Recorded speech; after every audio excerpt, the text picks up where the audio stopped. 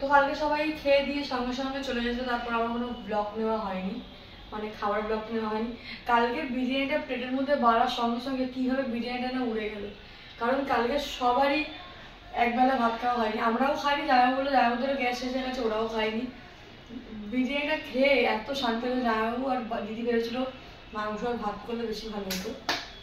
তো আমি ভাবলাম হয়তো ওরা পছন্দ করে বিরিয়ানিটার জন্য বিরিয়ানি করেছিলাম, কিন্তু ওরা আশা করেছিল মাংস আর ভাত। যাই হোক, খাওয়া হয়ে গেছে, অনেকটা বেঁচেছে। আমার আর সোমনাথের দুপুরবেলা হয়ে যাবে, আমি দুবেলা রান্না করবো না। তো ঘুম থেকে উঠে আমি এখন খাচ্ছি ড্রাই ফ্রুট, যার মধ্যে আছে আমন্ড, কাজু, কিশমিশটা আমি নিয়ে নিই, আর আছে খেজুর। এটা খাবো। আমার 2 বালতি কাপড় রাখা আছে, আমি এখন কাপড় কাচবো। আমার অনেক কাজ, আমি কি ব্যস্ত?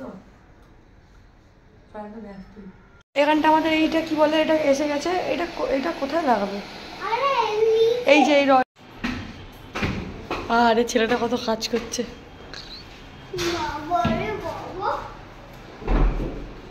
এ বাবা, লেগে যাবে।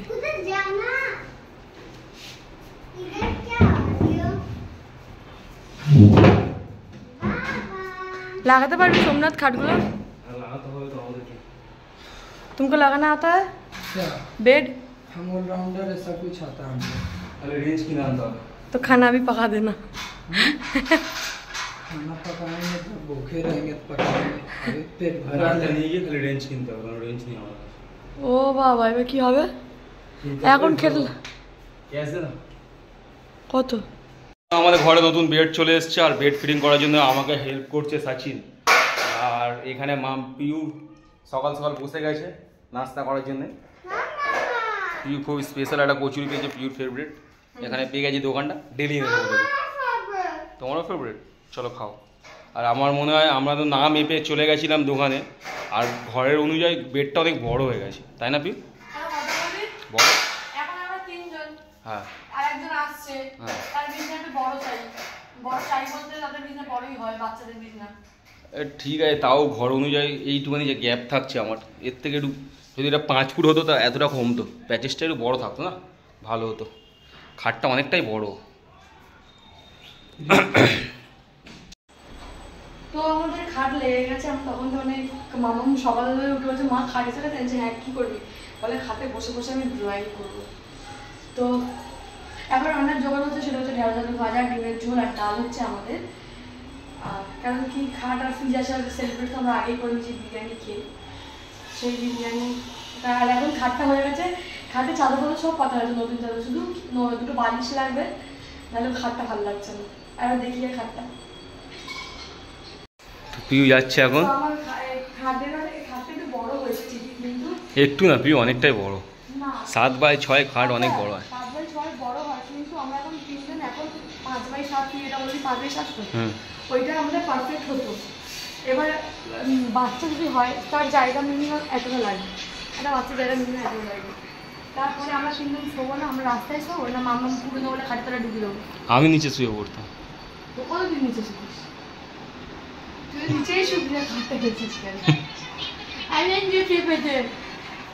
তারপর আমার শাশুড়ি এলে আমি আমার শাশুড়ি মাম্মা শোবো। আমার শাশুড়ি বড় জায়গা চাই, উনি আমার ওদের নাদুর মধ্যে চুট করে দেবে, তাহলে এসব জায়গা লাগে না। খাট পরে না মনে হবে খড় ছোট হয়ে গেছে, তো মনে হবে, কারণ খালি ছিল বড় বড় লাগছিল, এখন খাটটা চলে ছোট ছোট লাগছে, কিন্তু আমার তো ঠিক আছে। তো যেটা প্রবলেম হচ্ছে সেটা হচ্ছে কি, কোন দিকে খাটের মাথা করে শুতে হয় আমরা জানি না, ঠাকুরের কোন দিকে মুখ করলে সুবিধা হবে জানি না। এগুলো মা না এলে, মা আসবে দেশ থেকে, মাকে নিয়ে আসবো, মা এগুলো ঠাকুরের মুখ কোন দিকে হবে, কোন দিকে মুখ করে শুতে হয়, ওগুলো জিজ্ঞেস করে খাটটা পাঠ। আবার যদি হাওয়া আসে, জানলাটা দিয়ে সত্যি খুব ভালো, এখান থেকে হাওয়া আসে, ওই জানলাটা দিয়ে হাওয়া আসে, তাই না? চল পিউ, তুই খুশি তো পিউ? টিভি না এলে আমি তোর ঘরে যাবো না, আমার শাশুড়ি বলছে। আমার শাশুড়ি আসেনি, তারপর হ্যাঁ কথাটা শোনো, আমি তো বলিনি টিভি নিয়ে নেবো, 1 সপ্তাহের মতো নিয়ে নেবো। শাশুড়ি কেন আসেনি? আমার শাশুড়িকে তুমি রেখে দাও, শুধু ওনার একটা সিরিয়াল চালিয়ে দাও। উনি মামার সঙ্গে হসপিটালে ছিল, কি বলছে পিউ, যদি এখানটা একটা টিভি থাকতো না রে, আমি হসপিটালেই থেকে যেতাম, বাড়িও যেতাম না। টিভি ছিল ওখানে, কার্টুন চলছে। হ্যাঁ, হসপিটালে খাবার খায় না আমার শাশুড়ি, তাও বলছে আমি না খেয়ে টিভি দেখেই থেকে যেতাম। বলছে মা বলছে আগে খাট লাগাবি, আর টিভিটা আনবি তারপরে আমি তোর ঘরে যাবো, নাহলে আমি বসলে বোর হবো। আর सचिन बैठो, तुम खड़ा क्यों हो? बैठो। কেন কি কোমরে পায়ে ব্যথা আমার শাশুড়ির, তো ওই জন্য মাটিতে বসতে পারে না। আর দিদি আমার তো সব থেকে বড় প্রবলেম টিভি। আর এইটা সব মানে যেখানে যাবে, আমার ননদের বাড়িতে যাবে তো হ্যাঁ তো টিভি জোরে চালিয়ে দেবে, হ্যাঁ সিরিয়াল দেখবে। সেই সিরিয়াল টিভি এলে আমার শাশুড়িকে নিয়ে আসবে, কিন্তু তার আগে নিয়ে আসবো। বাপকে বলেছি কাল মা দেশে গেছে মা দেশে, হ্যাঁ ফোন করছি, আমি ফোন করবো। তো চলো দেখতে থাকো ব্লগ। আর হ্যাঁ আজকে এই ব্লগের মধ্যে কী কী শপিং করেছিলাম, কালকে গেছিলাম সেটা তোমার সঙ্গে শেয়ার করবো। আর কালকে শপিংয়ের মধ্যে এই চাদরটাও নিয়েছি, এই চাদরটা এটার দাম নিয়েছে 350 টাকা। কুইন তো নেই না, তুমি বলে কুইন না। তো কালকে আমরা কেনাকাটা করেছিলাম, বললাম যা কিনেছি দেখাবো তোমাদের সঙ্গে শেয়ার করবো। তো এই বেডশিটটা তো আগে কিনেছি, আর একটা বেডশিট কিনেছি সেটা হচ্ছে এইটা, যেটা আমি এখন পাতলে কিন্তু রেডি বেশি ভালো লাগছিলো। এটা আমি পাতবো পুজোর সময়, দুর্গাপুজোর সময়, ওই জন্য আমি এটাকে সাইড করে রাখলাম। আর এইটার দাম নিয়েছে 330 টাকা, আর ওটার দাম নিয়েছে 350 টাকা। এটা আলাদা দোকান দিয়ে ওটা আলাদা দোকান দিয়ে, তারপর দাম কমাচ্ছিল কিন্তু আর ডিজাইন ভালো লাগে বলে দিই। আর হচ্ছে মামার জামা প্যান্ট, এবারে আমাদের জামা প্যান্ট সেরকম কিছু হয়নি, আমাদের দুজনের কিছুই হয়নি, মামারই হয়েছে। এই যারা টি শার্টটা জামা করে দিয়েছিল মামাকে ঘরে পড়ার জন্য, কিন্তু জামাটা হাতটা ভেঙে গেছে, তারপর থেকে জামাটা রাখা আছে, পড়বে বড় আছে সাইজে। এটা ঘরের জামা কিনে দিয়েছিল। আর মাম্মামকে বাবা পয়সা দিয়ে দিয়েছিল, জামা প্যান্ট কিনে দেয়নি, মাম্মামকে মায়ের পয়সা দিয়েছিল। তো ওখান থেকে কালকে গিয়ে কিনে নিয়েছিলাম। এই নতুন এই দোকানটা গড়িয়াহাটেই খুলেছে নতুন একটা, এই দোকানটা খুব ভালো ভালো বাচ্চাদের জামা থেকে। তো এই জামাটা কিনে নিয়েছিলাম, সব খুলে দেখা হয়েছে, ওই জন্য আমার এরকম পুজো পুজো হয়ে গেছে। এই যে ফ্রকটা, এটার দাম নিয়েছে 1000 টাকাতে 3 টাকা কম। এই একটা ফ্রক মামামের রয়েছে, কিন্তু আমি জানি না মামা দুর্গাপুজোর কোনো নতুন জামা পরতে পারবে কিনা। তার কারণ হচ্ছে ওর হাত, আমরা যাবো ডাক্তার দেখাতে মঙ্গলবার, তো তখন ডাক্তারকে জিজ্ঞেস করবো যে এখন জামাটা হাতটা দাঁড়ানো যাবে কিনা। আর একটা হচ্ছে কি, আমরা যখন পিউটি শ্যুট করতে গেছিলাম তখন বাচ্চা জামা কেনা হয়েছিল, তো আমরা বাচ্চা জামা প্যান্ট আগে থেকে কিনতে নেই, কিনেছিলাম। তাও এবার ছেলে না মেয়ে আগে থেকে না জেনে কী করবো, জামাটা ফেরত দিয়ে দিয়েছি। ফেরত দিয়ে মামামের এই জামাটা নিয়ে আসা হয়েছিল। আরও একটা টিফিন বক্সের সেট আনা হয়েছিল, সৌগাতে হাফ প্যান্ট আনা হয়েছিল ওই টাকাটা দিয়ে। এটা ঘরে করার জন্যই মামা হয়েছে, মলের দিন বা এর দিন সকালে করতে পারি। একটা গেঞ্জি একটা প্যান্ট, এটা সেট। এটা হচ্ছে এটা নিয়ে 150 টাকা। সিটি স্টাইলে না আগের মতো এখন আর ভালো ভালো কোনো জামা প্যান্ট থাকে না। হ্যাঁ যদি বাড়িতে পড়ানোর জন্য গেঞ্জি টি শার্ট বলো কম দামের ওখান থেকে ভালো ভালো পাওয়া যায়।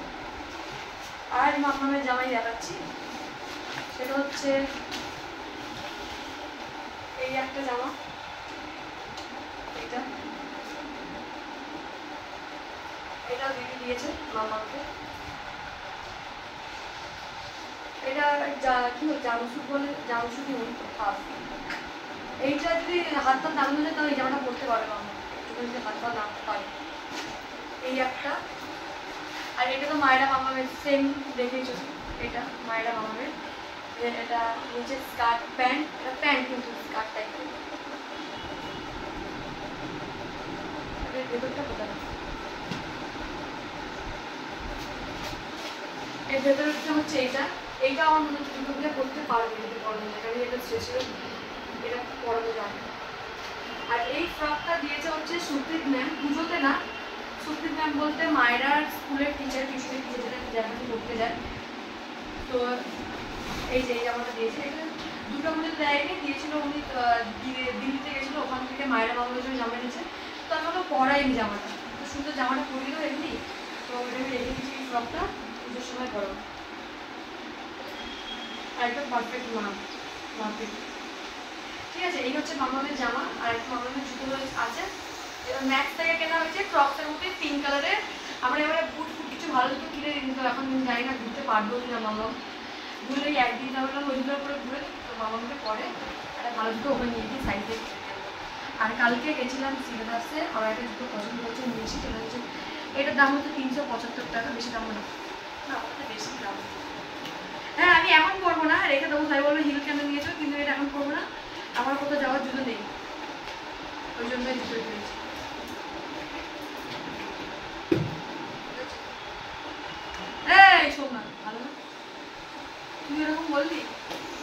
ভালো লাগে না।